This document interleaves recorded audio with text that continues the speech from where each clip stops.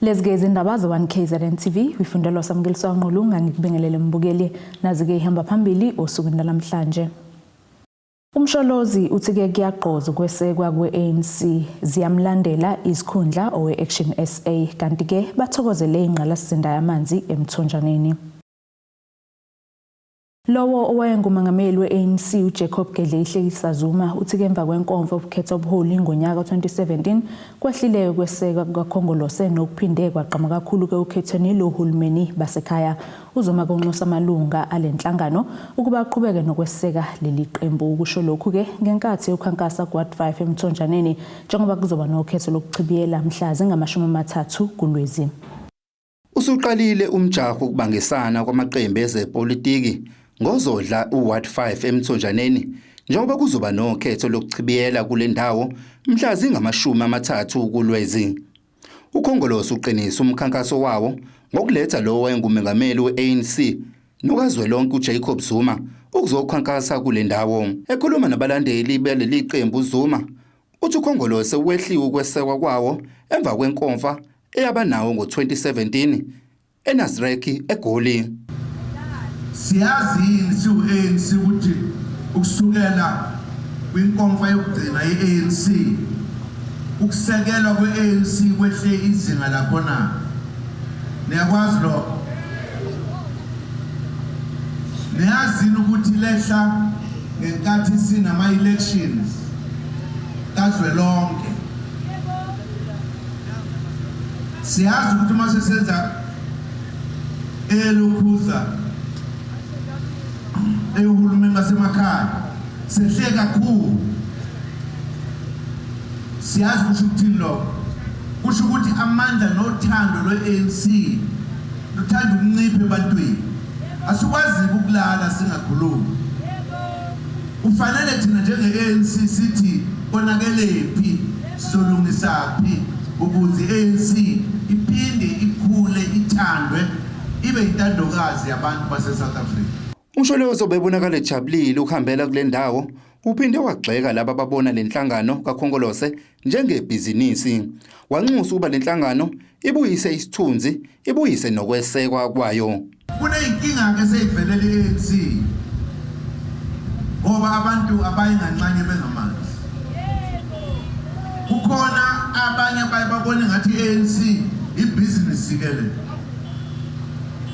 ebese bethanda imali sengathi kwakhiwa imali la uma ilungu le-ANC kumele abantu abahluphekayo abamnyama eSouth Africa ukuthi babe impilo yabo ibe ngcono. Kuzokhumuleka ukuthi kule wadi kwasula esikhundleni ikhansela le-ANC njengoba sekuzoba nokhetho lokuchibiyela. Ezindabeni ze1KZNTV kubika uThabani Maphumulo emfanefile emthonjaneni.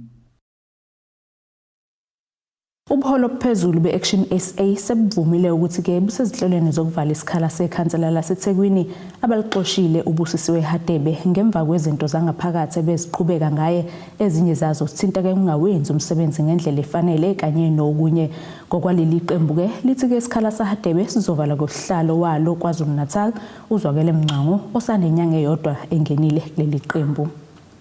Zilokhu iqhubeke njalo inguquko kwiqembu Action SA lesifundazwe njengoba kuyimanje sekuvela imbiko ethi abaka-IEC bamatasa balungisa ukusula igama kobe ikhansela laseThekwini uBusi Hadebe belifake likasihlalo uZwakele Mngcango ethintwa uMngcango uyichithile lembiko. Kodwa ukukhulumela leli qembu kuzolonke leratongubeni wavuma ukuthi uMngcango uzongena maduze ngaphansi kamasipala iTheku abe yikhansela evala isikhala sikaHadebe.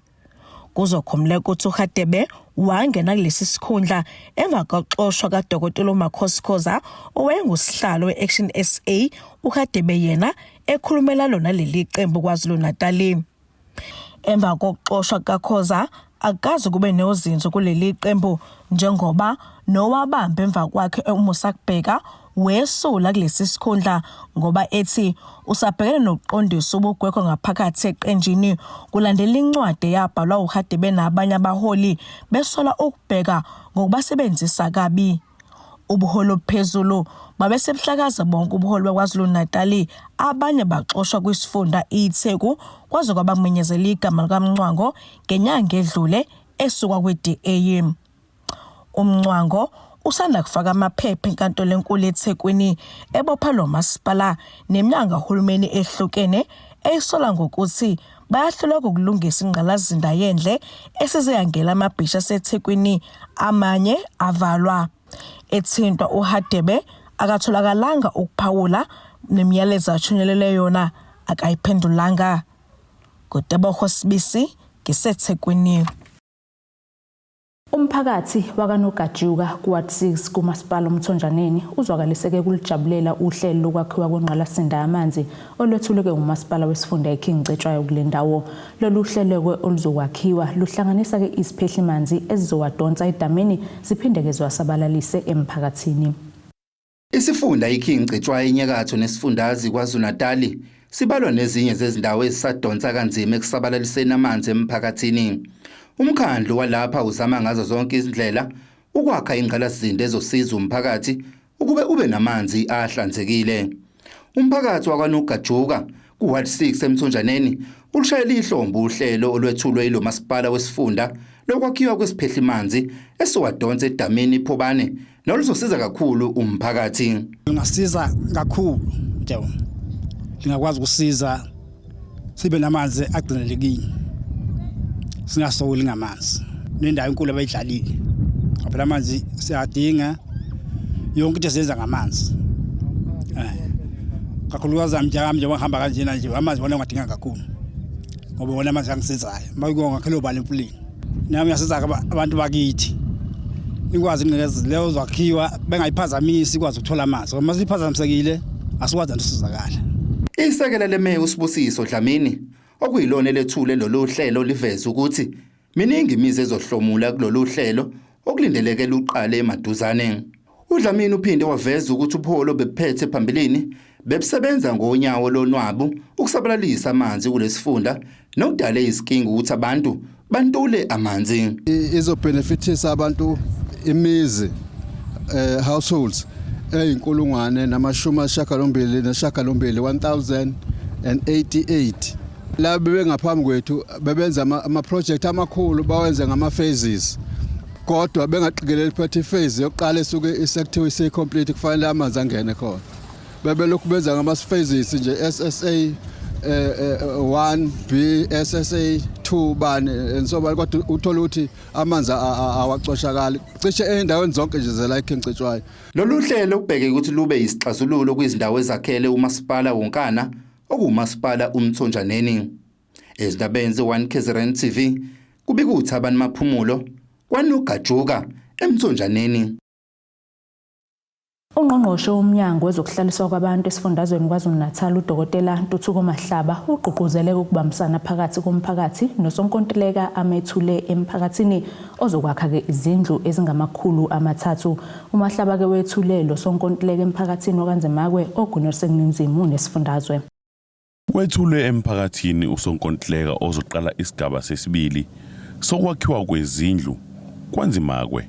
Umnyango wezokuhlaliswa kwabantu uthi kungumsebenzi wabo uqinisekisa umphakathi ukuthi uhlala endaweni enesithunzi futhi ephephile. Umsebenzi wethu omkhulu ukwenza isiqiniseko ukuthi abantu bakithi bayayithola intuthuko, baba namakhaya, baba nezindlu eziphephile. Siyazi njengoba nje kuqala ihlobo liqalile abantu abanye bakhathazekile ngaphansi kwezimo abahlala kuzo. Kodwa ngifisa ukuqinisekisa ukuthi sizofika kwikhona nekhona le province yethu yaKwaZulu-Natal.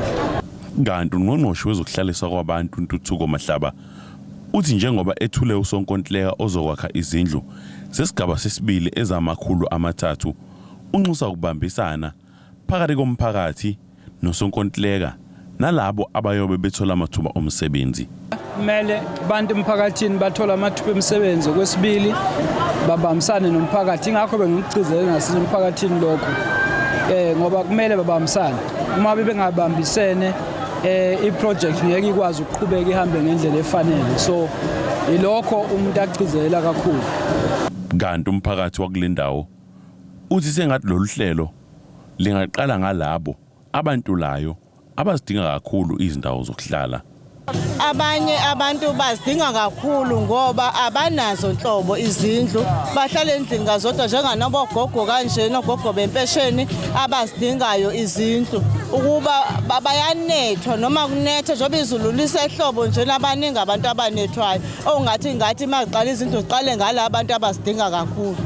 Ezindabeni ze1KZNTV kube uSgananda ngisogwini kwanzimakwe. Asike sithishelele etolo sobuya siqhubeke nazo indaba zethu.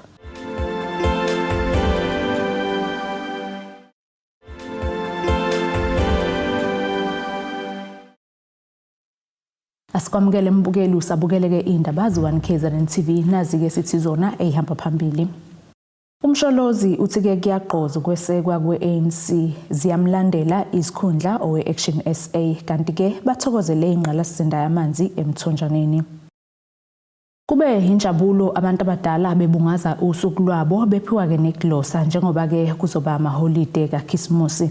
Lokhu-ke bekwenzeka emcimbini obuhlelwe inkampani abangcwabi iSibiya Funeral obubanjelwe kwelinye lamagatsha abo eMoy River obeyisimenyo esiqavile uDokotela Zwelemkhize unxuseke osomabhizinisi ukuba balekelele uhulumeni ukwenza umehluko emphakathini. Utheke maningi namathuba okuzisebenza akhona kepha-ke kufanele abantu bathole-ke ukwesekwa zibalelwa ngaphezu kwamakhulu izaguga namaxhegu-ke ahlomulile ngezipho kulo mcimbi.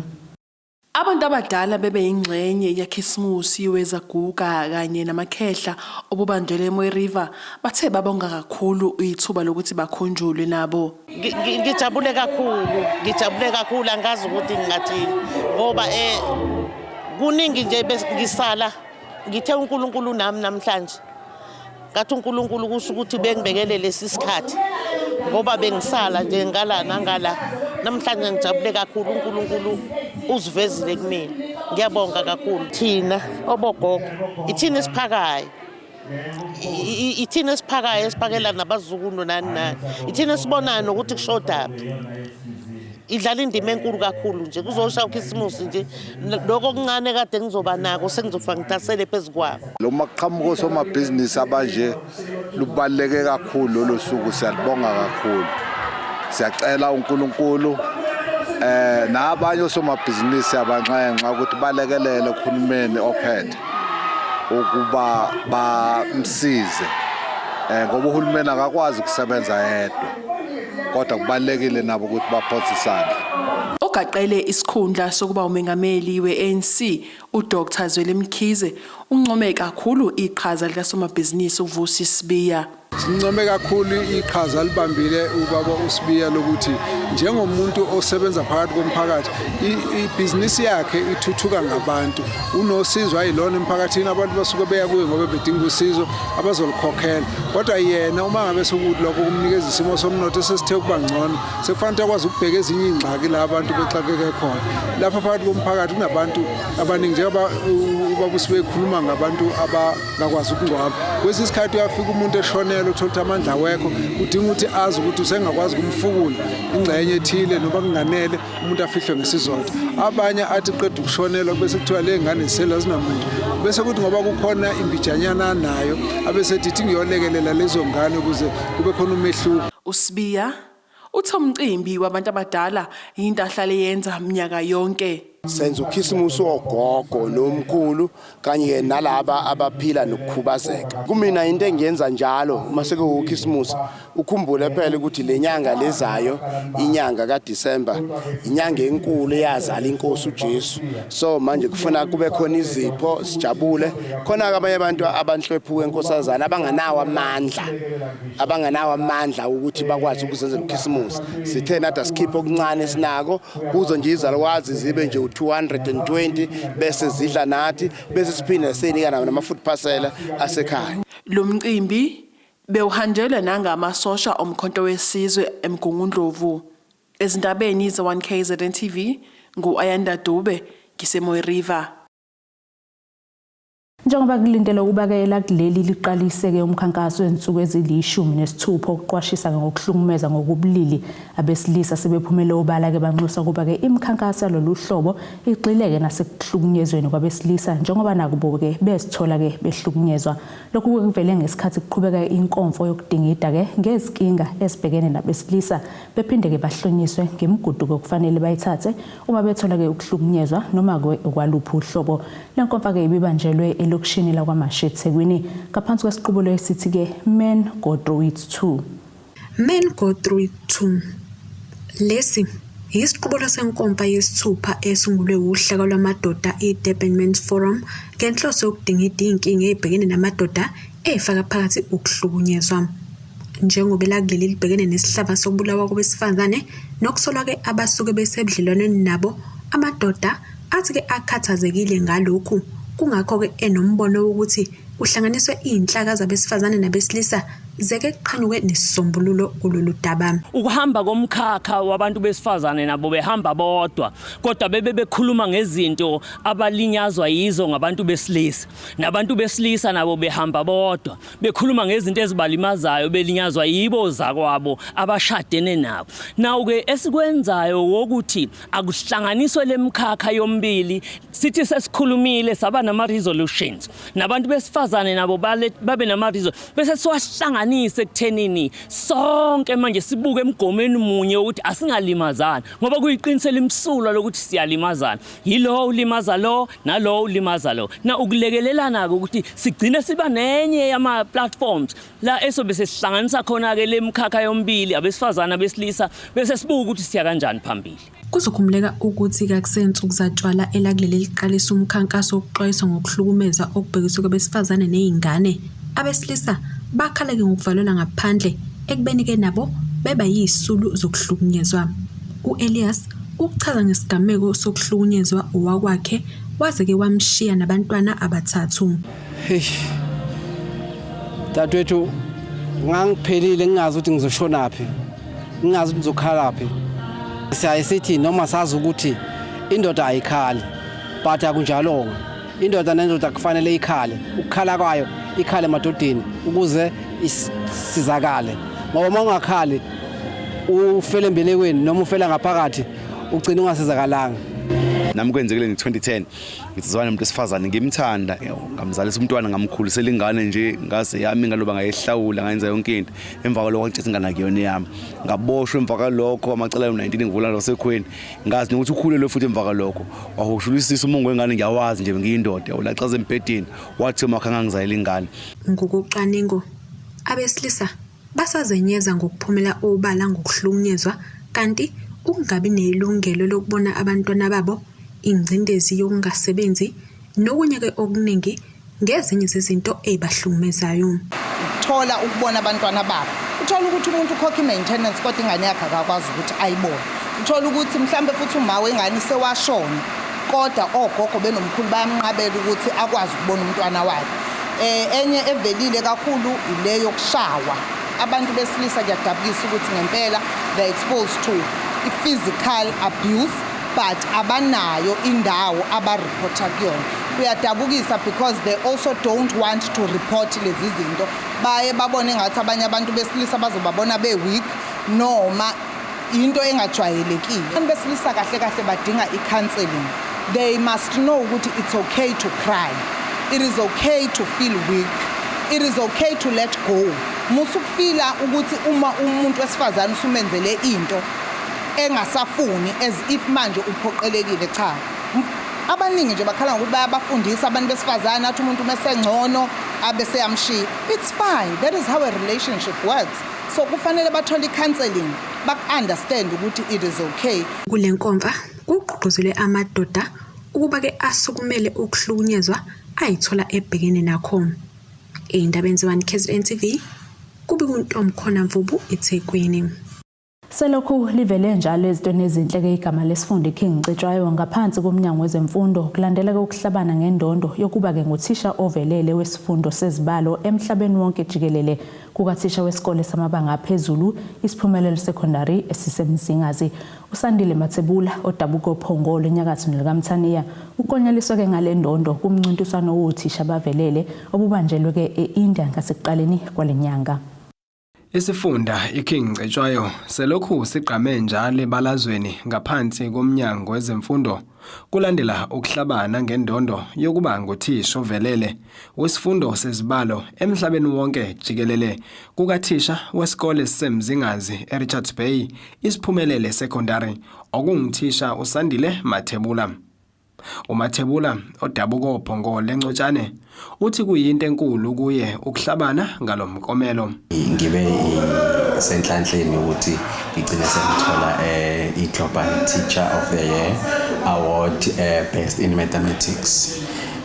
Nokuthi nje umuntu asebenza endaweni encane kanjena efana nami neRichards Bay emzingazi akwazi ukuthi athole iaward engaka kusho ukukhulu nje kumina not only in the education even nje kwi system as a whole kusho ukuthi we are aiming for greater height and usikwazile ukuthi sibe senhlanhleni ukuthi sibe ipart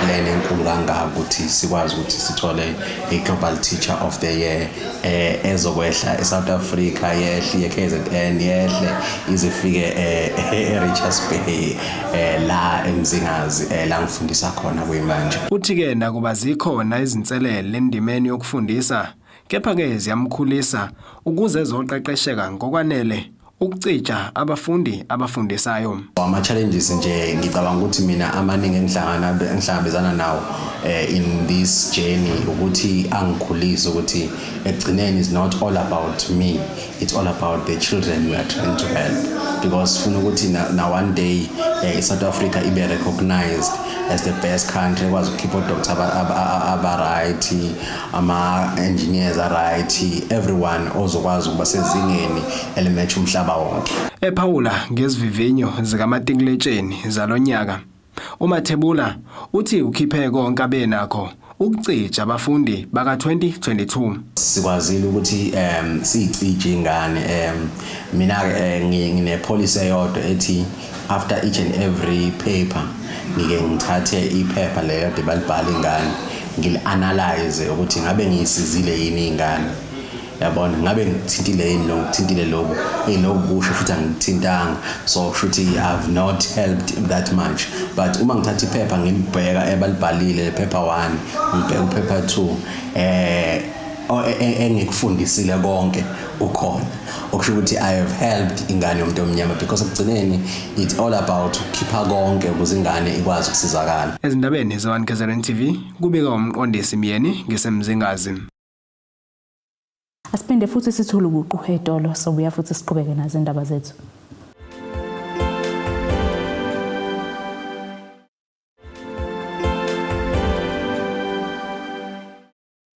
Asiphinde sikwamukele ke mbukeli usabukele zona indaba ze1KZNTV nazi-ke ebekuyizona ehamba phambili. Umsholozi uthi ke kuyaqoza ukwesekwa kwe-ANC ziyamlandela izikhundla owe-Action SA kanti ke bathokozele ingqalasizinda yamanzi emthonjaneni. Ake sibheke ke engosini yezomnotho.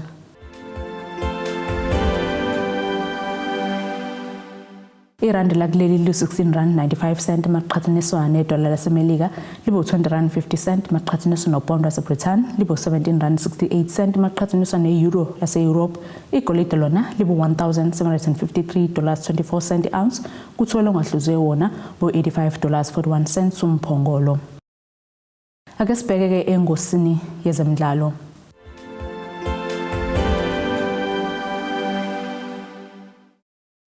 Izikhundla zaseSoweto Kaizer Chiefs neOrlando Pirates kubuya ukuthi ke zimcontsela amathe umdlalo weMamelodi Sundowns odlala ke ibhola elinenkosi phakathi uAndile Jali Lokhu ke kulandela imibiko yokuthi ke iSundowns sazobonisana naye lo mdlali ukuthi ke iyelulwa yini inkontileka yakhe eqhubeka kuhlala kuleli qembu. Inkontileka lo mdlali kubafana besitayela izophela ngoNhlangulana onyaka ozayo, kanti ke kusukela ngoMasingane onyaka ozayo uzokubeke sevumelekile ukuthi ke angasayina inkontileka yesibambiso nelinye lamaqembu elimfunayo. Nasike isimo sezulu esingalendeleka.